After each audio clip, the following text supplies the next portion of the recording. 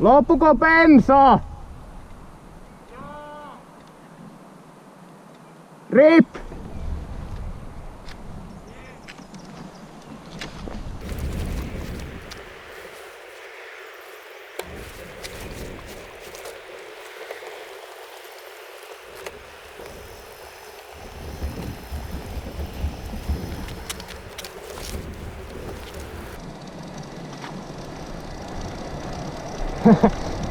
Tässä on tämmönen minicrossin tankki.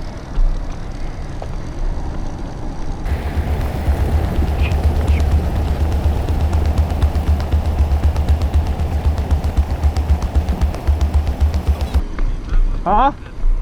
Istu sä kyytiin, mä voin työntää tuon kylmä. Mitä työntää käyntiin?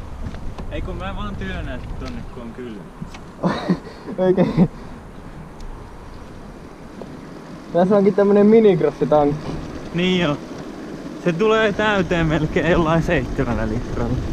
Se teki viimeksikin tolleen kun me oltiin kun siitä loppuu. Joo. Me mennään aika kovaa. Joo. Tää pyörä kulkee ihan pyhällä hengellä. Ei kuulu mitään ääniä nyt. Ei kulkee ihan keuliskohan. Ei keulin.